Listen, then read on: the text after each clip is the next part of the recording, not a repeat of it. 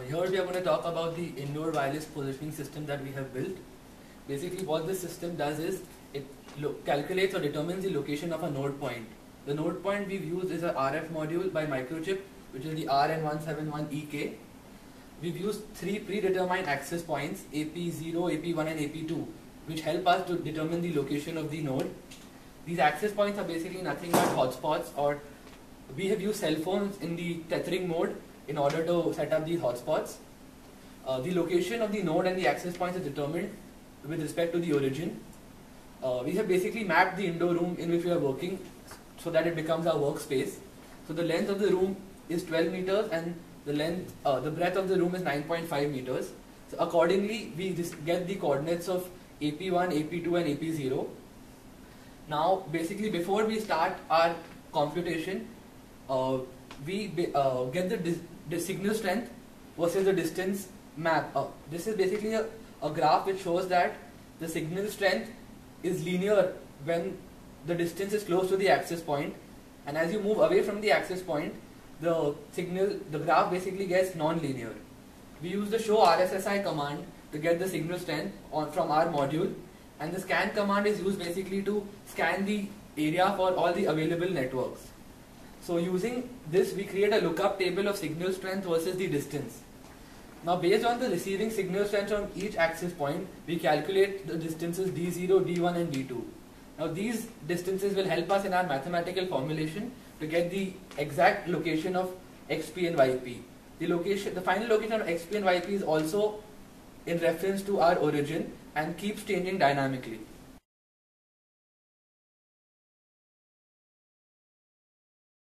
Now that we have the graph for the signal strength versus the distance, as you see, it's a non-linear graph which leads us to the mathematical deduction to find the node points of our location. We move on to creating an objective function, which is basically for having a relationship between the distance and the access point coordinates. So we take 3 weighting factors, alpha 1, alpha 2 and alpha 3, and we normalize it to 1. We do so because we may have an access point at a particular time which will not give the desired signal strength. So in order to rather equalize the access point signal strengths, we use some weighting factors. We can adjust it according to the reliability of each access point. So we have this function fx0y0, which is basically the distance formula when it's squared on either sides, and we do similarly for fx0, x1, x2 and x1, y1 and x2, y2. Further on, we minimize the objective function and such that we set it to 0 in order to get 2 equations for xp, to solve xp and yp. After performing this partial derivation for both, we get the first equation, which is a relationship between, which is a continuation of the objective function, and we have this with respect to this equation with respect to xp and this one with respect to yp. Minimize it to 0. We have right now from this graph, we create a lookup table which is something like this, maybe a signal strength and the distance. So each time you have a show RSSI or a scan command, you get the signal strength and you form a relation with the distance based on the graph. And further on, from here we have all these values, D0 square, D1 square and D2 square from the lookup table.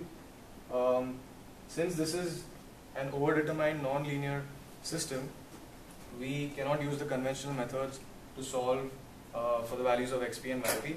Hence, we use methods of Jacobian and move on to iterations of Gaussian-Seidel. I'll just explain that to you. Jacobian is basically a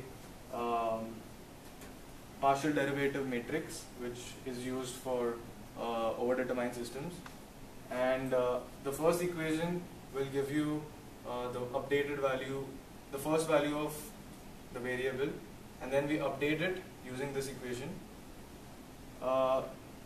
Jxk is the Jacobian matrix, as you can see.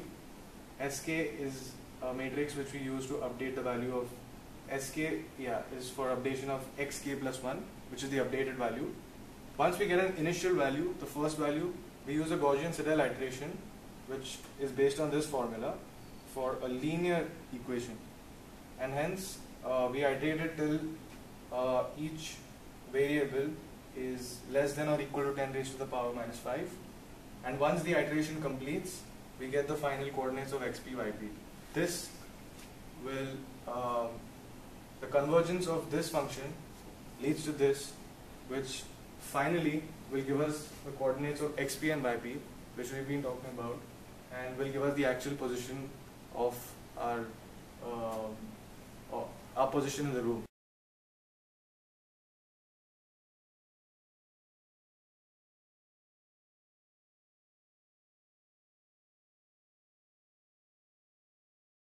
So this is the room basically that we are using as our workspace.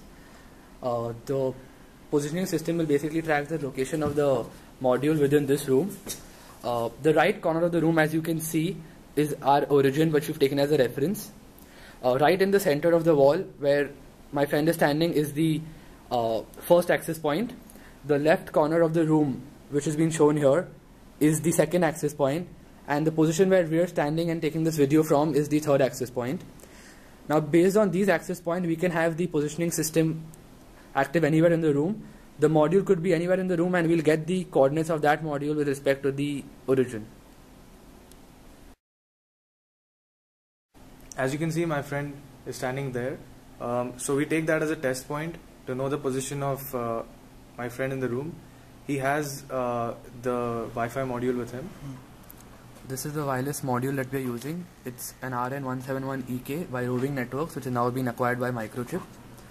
We are using OpenGL, which is a graphical tool to plot our room.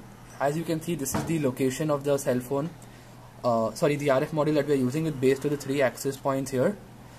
This position is dynamic. As we shift our module, the position will change accordingly. Here, if you can see closely, it gives us the x and y coordinates of this access point, and this is in reference to the origin, which is at the left bottom corner, and it here is giving in centimeters, but we can also have it in meters. If you can see closely, this is access point API, which is AP0, this is your AP1, and this is your AP2.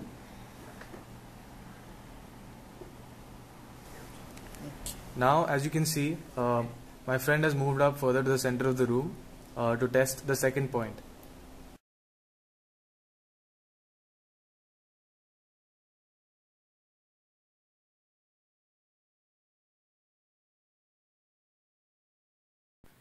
We've gone ahead and tested the system from some other points in the room. As you can see, we are currently standing at somewhere between access point 0 and access point 1, and hence you can see a straight line connecting the two. In this case, we've tested the system standing at one of the access points, that's access point 1, and this is the result that we've obtained.